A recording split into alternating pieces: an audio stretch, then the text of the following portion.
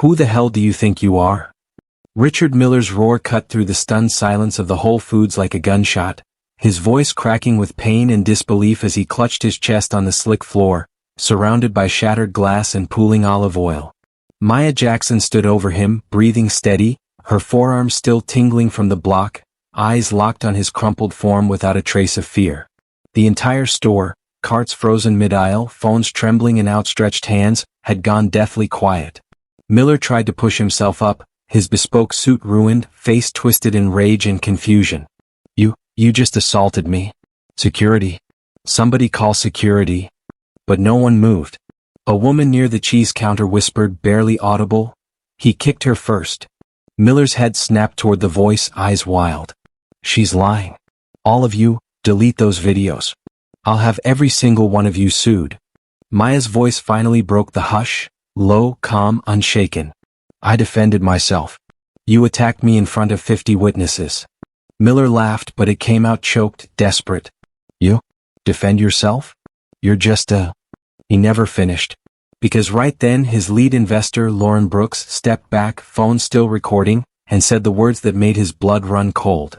"Richard, I know her. That's Maya Jackson. The Maya Jackson." And in that single loaded moment, before anyone understood what it meant, the most powerful man in the room realized he just made the biggest mistake of his life. Before we continue, I want to speak to you for a moment. If stories like this one light a fire in you, if they remind you that real power doesn't come from money, connections, or kicking down the people who serve you, but from quiet strength, from standing your ground when the whole world expects you to fold, from turning pain into purpose and watching the bullies fall, then I'd love to have you here with us. This channel isn't just videos, it's a tiny corner of the internet where good people come together, where we believe in equality.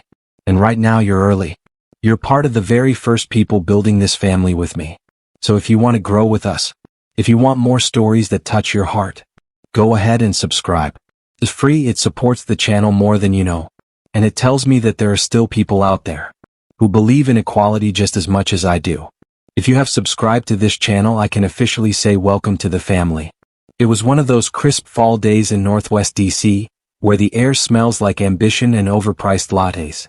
The Whole Foods market on P Street NW, the iconic one at 1440 P Street, right in the thick of Logan Circle's trendy vibe, was packed. Sunlight poured through the huge floor-to-ceiling windows, lighting up endless rows of organic kale, artisanal sourdough loaves still warm from the bakery, and those $12 bottles of cold-pressed juice that every Hill staffer swears by. The place hummed with the usual crowd. Young professionals in Patagonia vests grabbing lunch salads, moms juggling strollers and reusable bags, tourists snapping pics of the massive cheese selection, and the occasional senator's aide pretending not to calorie count their acai bowl. Behind the prepared foods counter, Maya Jackson moved like she owned the rhythm of the chaos. At 26, she was the kind of person who made a black Whole Foods apron look sharp, hair pulled back in a neat ponytail, smile genuine but no nonsense, hands quick as she scooped quinoa bowls and piled on roasted veggies. Maya had been working here for 3 years, paying her way through night classes at Howard University up in Shaw, chasing a law degree with the same quiet determination she brought to everything. But Maya wasn't just slinging grain bowls for tuition. Growing up in Anacostia, she'd learned early that the world didn't always play fair, especially for a black girl from the wrong side of the river. Her dad, a Metrobus driver, had pushed her into martial arts at 12 to keep her off the streets. What started as basic self-defense classes turned into obsession. By 18, she was training 5 nights a week at high-style jiu-jitsu in Shaw, right near Howard's campus. Rolling on the mats, drilling Muay Thai kicks till her shins were bruised steel, sparring BJJ until she could submit guys twice her size without breaking a sweat. Coaches called her a natural, lightning reflexes, ice calm under pressure, and strikes that hit like freight trains. She'd even gone pro-am for a bit, racking up wins in local MMA circuits, earning just enough to cover books and rent. But Maya kept it low-key, no bragging, no social media flex. Fighting paid the bills sometimes, but law school was the real dream, becoming the kind of attorney who fought for people the system tried to forget. That day had been typical DC madness. Rush hour started at noon, orders flying in via the app, lines snaking past the hot bar, picky customers demanding extra sauce on the side, no gluten, vegan cheese only. Maya handled it all with her trademark cool. A quick smile for the regulars, polite redirects for the complainers. She'd already dealt with a Karen yelling about almond milk prices and a guy in a MAGA hat trying to flirt while ordering sushi. By 2 p.m. her feet ached, but she was in the zone. Another shift, another step closer to graduation. That's when Richard Miller rolled in like he owned the joint.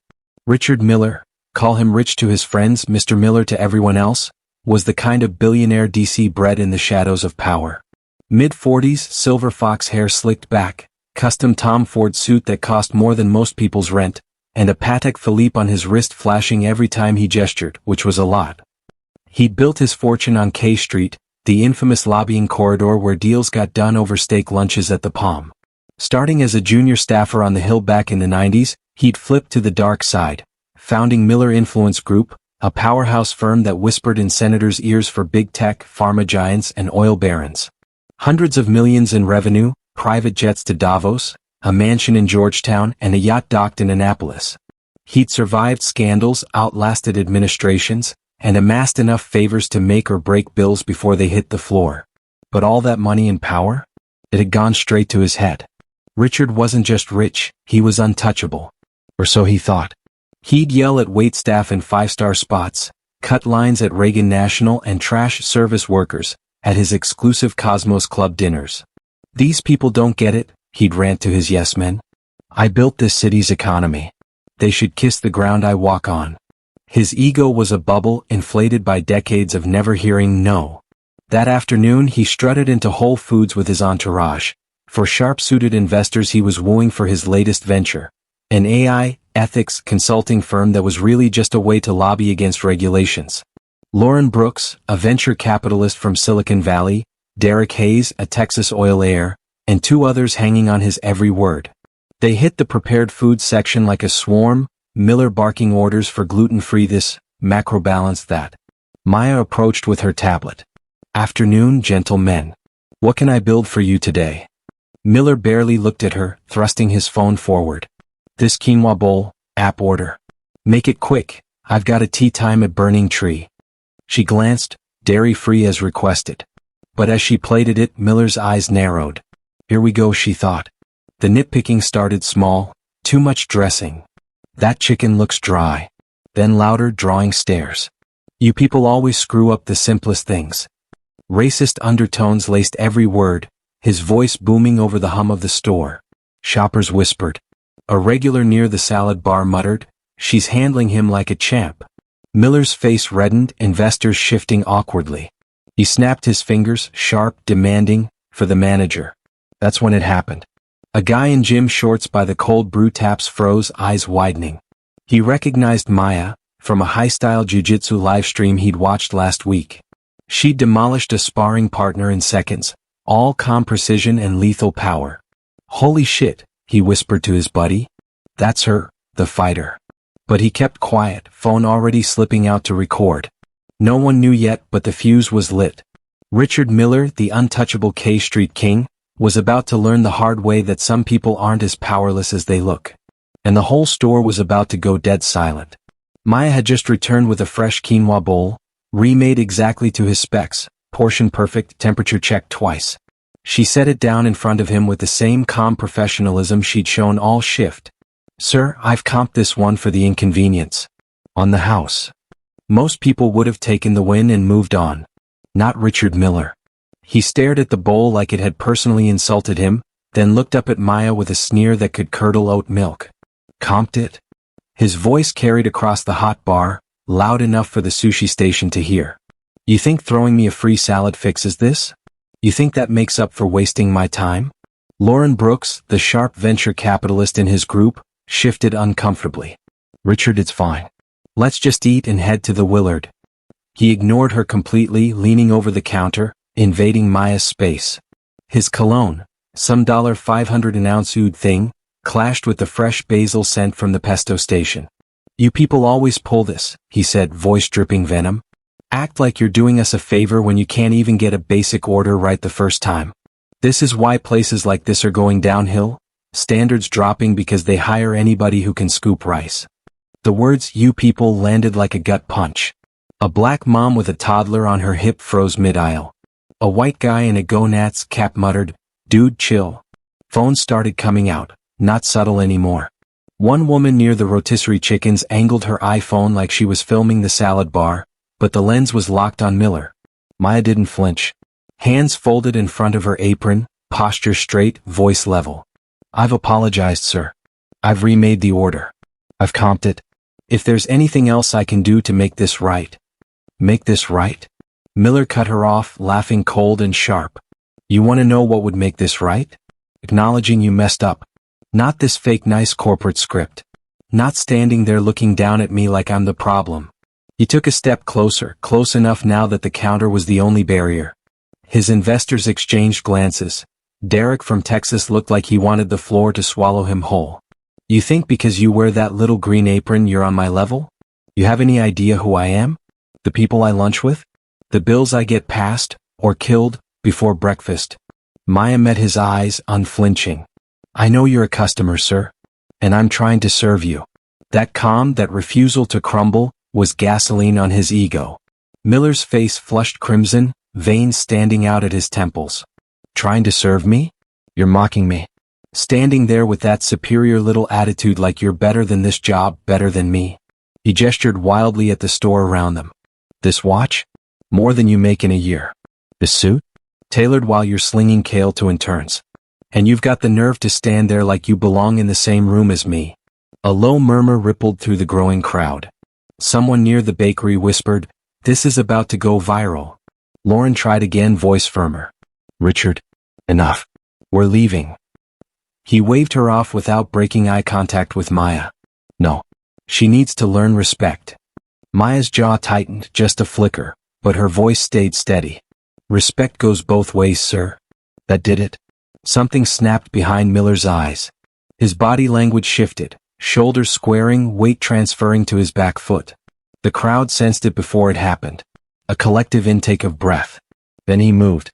His right leg exploded upward in a vicious, hateful kick, loafer gleaming under the LEDs, aimed straight at Maya's torso, right over the counter. Full force. No holding back. The kind of strike meant to hurt, to humiliate, to put someone in their place. Time slowed. Shoppers gasped. Phones jerked higher. Lauren's hand flew to her mouth.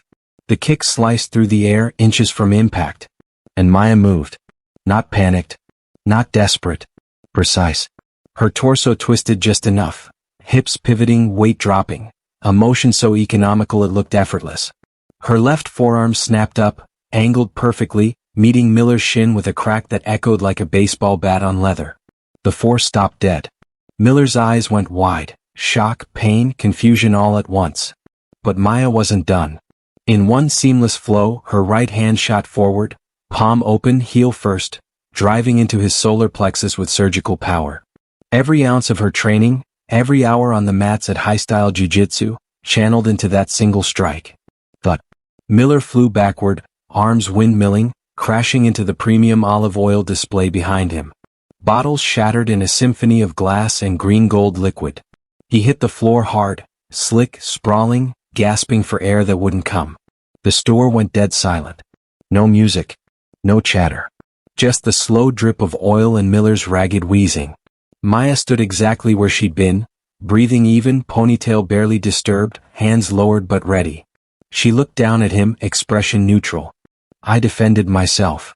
Phones were everywhere now, dozens of them recording from every angle. The crowd formed a loose circle, stunned. Miller clutched his chest, trying to speak, face purple with rage and humiliation. You assaulted me? Then Lauren Brooks, his star investor, the one he'd been courting for months, took a step back, phone still up, eyes wide. She whispered, but in the silence, it carried like a megaphone. "Oh my God, Richard, that's Maya Jackson." Derek turned to her. "What do you mean?" Lauren's voice shook. "The Maya Jackson. The whistleblower. The one who's been feeding docs to the Post about your firm's dark money on the AI bill." Miller's face drained of color. Because in that moment, as he lay on the floor covered in $24 a bottle olive oil, he finally understood. This wasn't random. Maya hadn't just taken him down with lethal skill. She'd been watching him.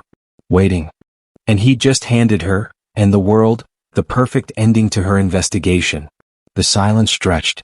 And somewhere in the crowd, the first video started uploading. The Whole Foods on P Street had never been this quiet. Not during a power outage, not during a flash mob proposal, not even during that one time a former VP slipped in for almond butter and Secret Service cleared half the aisles. This was a different kind of silence. Thick, electric, the kind that presses on your eardrums and makes your heartbeat sound like a drumline. Richard Miller lay sprawled on the polished concrete floor, surrounded by a lake of extra virgin olive oil and jagged shards of green glass glinting under the bright LEDs. His chest heaved in short, painful bursts, the heel of Maya's palm strike still burning like a brand. His $15,000 Tom Ford suit was ruined, oil-soaked, wine-stained from a tip display nearby, Ty Askew. The untouchable K Street King looked small. Pathetic even.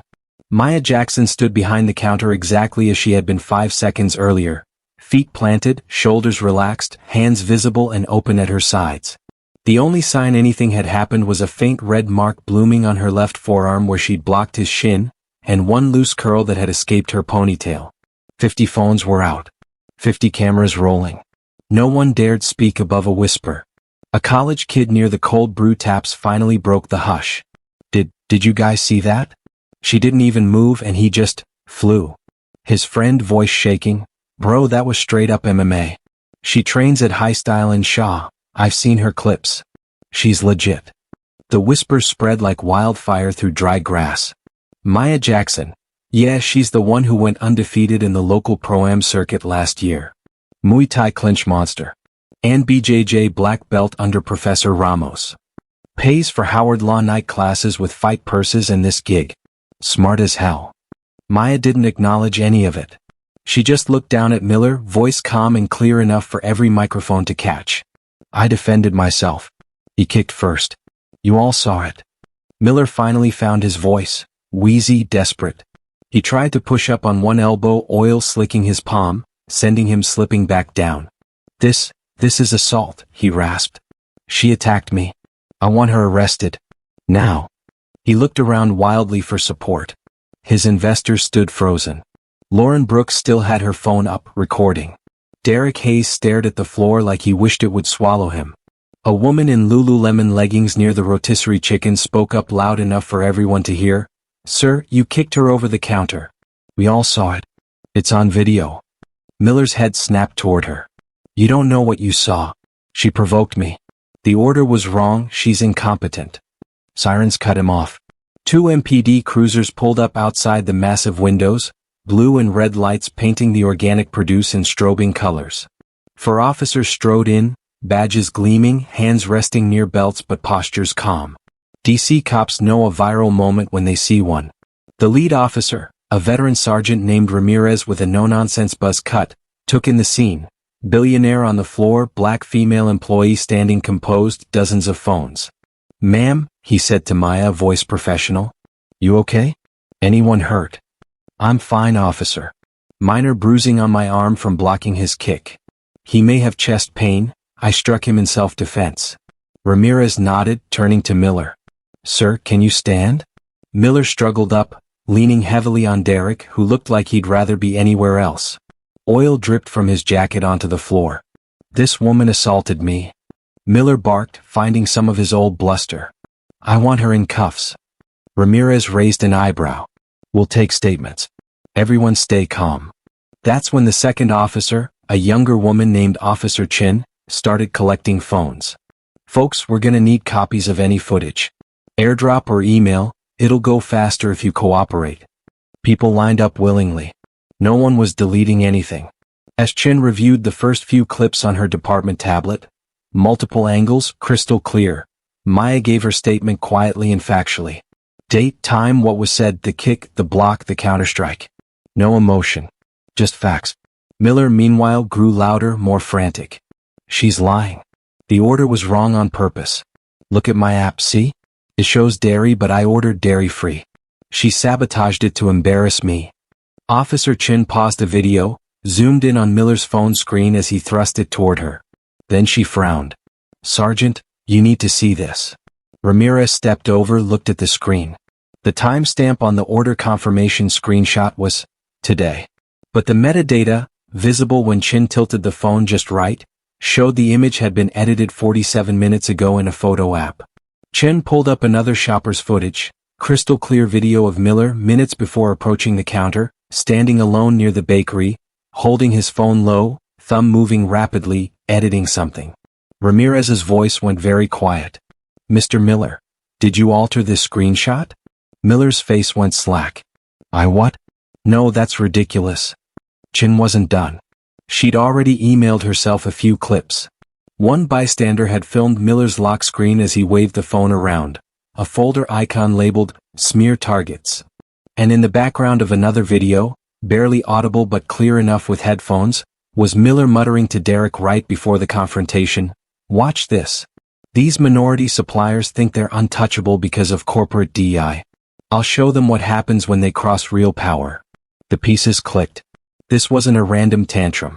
Miller had faked the order error, deliberately, to provoke a reaction he could spin. Part of a broader lobbying play. His firm was quietly working for big agribusiness clients trying to muscle out smaller, minority-owned organic suppliers that Whole Foods favored under its diversity initiatives. A public service failure by a black employee could be weaponized, clipped, shared with friendly media, used to pressure the chain into dropping those contracts. But he picked the wrong target. Ramirez looked at Miller with something close to disgust. "Sir, you're under arrest for assault, and we're adding filing a false report. Possibly more once we dig into this edited evidence." Miller's mouth opened and closed like a fish. "You can't, this is insane. Do you know who I am?" Chin cuffed him, gently but firmly, as olive oil dripped from his sleeves onto the floor. "Yeah," she said dryly. "We know exactly who you are now." As they led him past Maya toward the exit, he wouldn't meet her eyes. The store remained silent long after the cruisers pulled away. Then someone near the cheese counter started slow clapping. Within seconds the whole place erupted, applause, cheers, a few, "Yes, Queen," shouts. Maya just exhaled, finally letting her shoulders drop a fraction. Because the videos were already uploading. And DC, hell, the whole country, was about to see what happens when untouchable power meets unbreakable strength. By the time the sun dipped below the Georgetown rooftops that evening, the videos were everywhere. It started small. One clip from the guy in gym shorts hit TikTok with the caption, "DC billionaire attacks Whole Foods worker, gets instant karma #MayaJustice." Within an hour, 500K views. 2 hours, 2 million. By midnight, #MayaJustice was the #1 trending topic on X, TikTok and Instagram Reels, coast to coast. Clips stitched, duet, slowed down, zoomed in on Miller's face the moment Maya's palm connected. Comment sections exploded. "She moved like Black Widow and John Wick had a baby." K Street King thought he was untouchable. Meet Anacostia Queen. Whole Foods just became the most patriotic store in America. News picked it up fast. CNN ran the footage on loop with the cheering. Lobbyist assaults employee in broad daylight, caught on dozens of cameras. Fox News called it shocking violence in upscale grocery. The Washington Post dropped a breaking story by 9 p.m. Prominent K Street figure Richard Miller arrested after altercation at Logan Circle Whole Foods. Miller's world unraveled in real time. His investors were the first to jump ship. Lauren Brooks fired off an email at 6:47 p.m., screenshot and leaked within minutes. Effective immediately, I am withdrawing all interest in Miller Influence Group.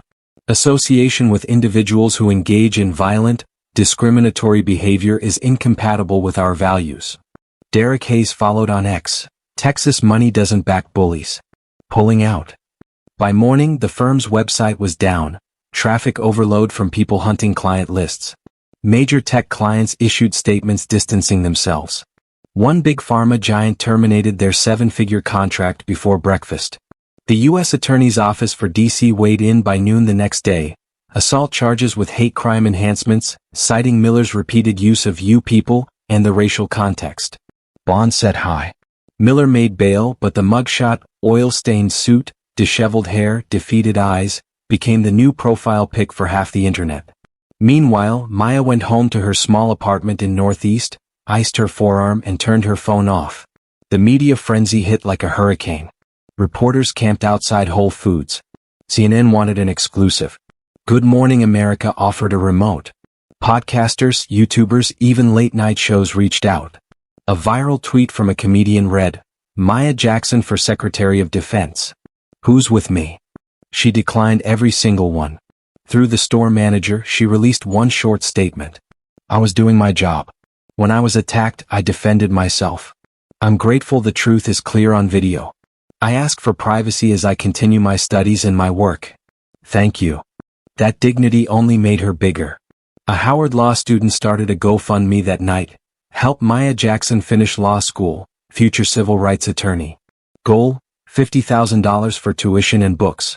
It hit $500,000 in 24 hours. Then $1 million. By day 3, $2.7 million and climbing. Celebrities donated. Athletes.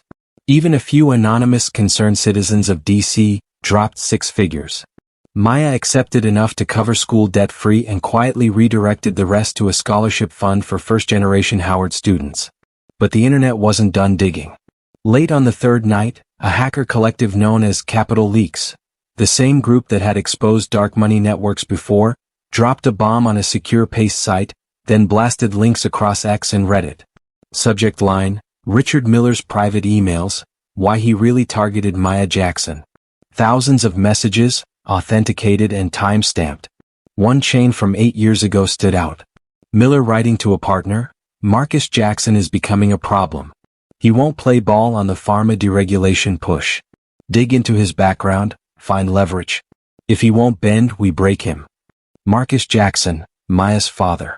A mid-level FDA regulator back then, he'd refused Miller's bribes to fast-track a controversial drug. Within months, anonymous leaks about alleged misconduct hit the press. Investigation. Suspension.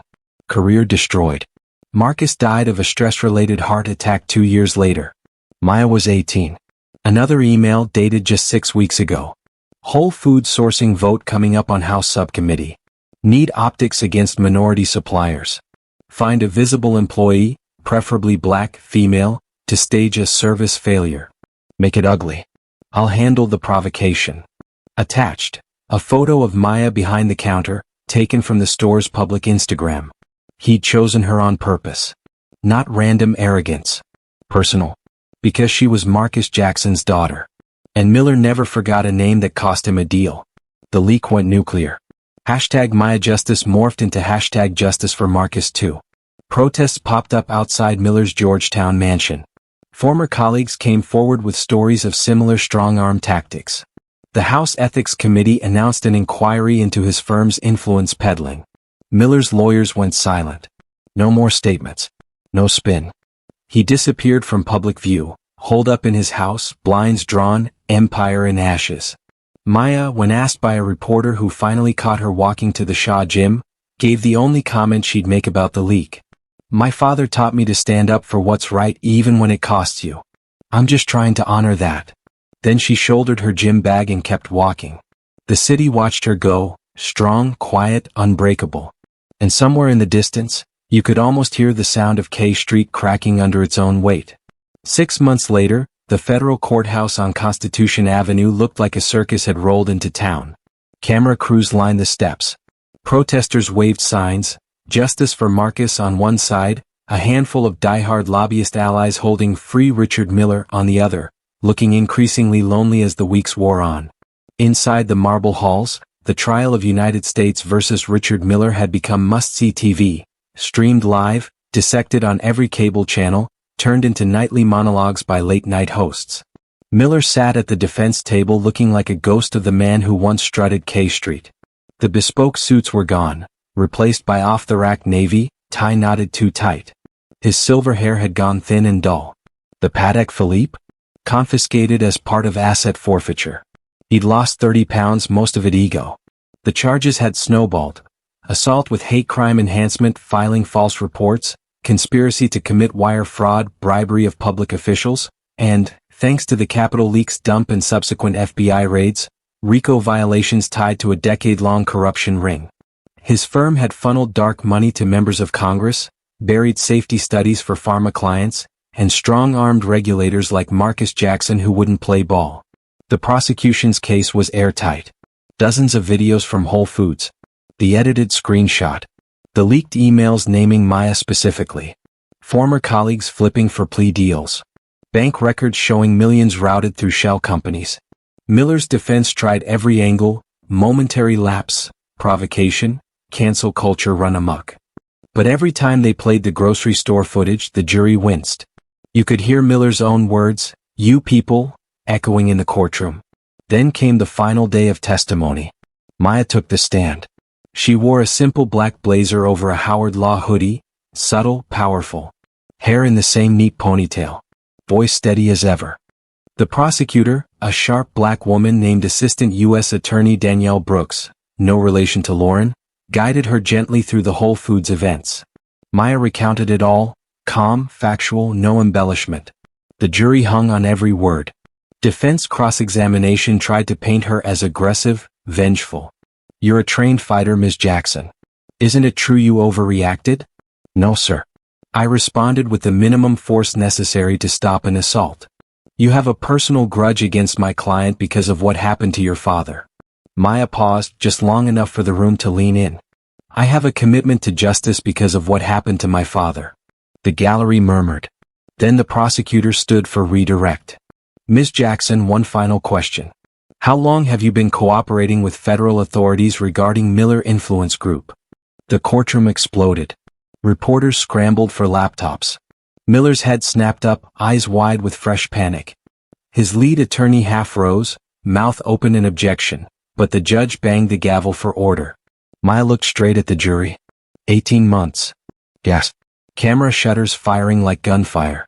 "I was approached by the FBI after my father's case files were reopened in light of new whistleblower evidence. They asked if I'd be willing to wear a wire, document contacts, help build a RICO case against the network that destroyed him and others. I said yes."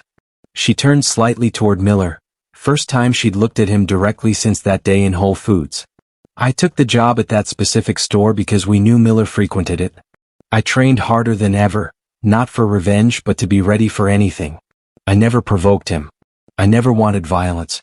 But when he chose to attack me that day, he gave us the public, undeniable proof we needed to take down the entire operation." The prosecutor entered the final exhibit. Audio from Maya's discreet FBI-issued recorder, capturing Miller's racist rant and threats in crystal clarity. Backup footage from store security, approved for release, showing him editing the fake screenshot. Miller slumped in his seat, face in his hands. The jury deliberated for less than 4 hours. Guilty. On all counts. Sentencing came a month later. 12 years federal prison, $47 million in fines and restitution, permanent disbarment from lobbying. His firm dissolved. Assets seized. Georgetown mansion auctioned off, proceeds going to victims of his schemes, including a trust for Marcus Jackson's widow, Maya's mother. The elite circles of Washington shook. Heads rolled on the Hill. 2 congressmen resigned. A senator took a leave of absence. The message was clear. The old boys network had cracks and sunlight was pouring in. Maya graduated Howard Law that spring. Top of her class, debt-free thanks to the GoFundMe she'd capped and redirected. She turned down big law offers from white shoe firms. Instead, she accepted a fellowship with the Department of Justice's Public Integrity Section, the very unit that prosecuted Miller. She returned to Whole Foods one last time, not as an employee, but to pick up a cake for her mom's birthday. The staff threw an impromptu party in the break room. Shoppers who recognized her asked for photos. Kids from Anacostia looked at her like she was Wonder Woman. The manager offered her old job back. "Any shift you want, forever." Maya smiled. "I've got a new job now. But I'll always come back for the sourdough." Years later, law students at Howard still tell the story. How a part-time cashier, a daughter seeking justice, a fighter with ice in her veins, brought down one of the most powerful men in Washington. Not with vengeance. With patience. Preparation. And one perfectly timed palm strike. In the nation's capital, where power is currency and arrogance is epidemic, the cautionary tale lives on. Never underestimate the quiet ones. Because sometimes the real strength isn't in the loudest voice or the fattest wallet. It's in the person who stands calm while the storm rages, and ends it with a single unstoppable move. What will you rate this story from 0 to 10? And what part of the world are you watching from? Comment your country below. Let's build a global community rooted in kindness and second chances. If this story moved you, don't forget to subscribe and share it with your friends. Your support brings us closer to our 1K subscriber milestone, and inspires us to keep creating more emotional stories of resilience, healing, and Black excellence. Thank you for being part of our journey. Your presence matters more than you know. Hope to see you again.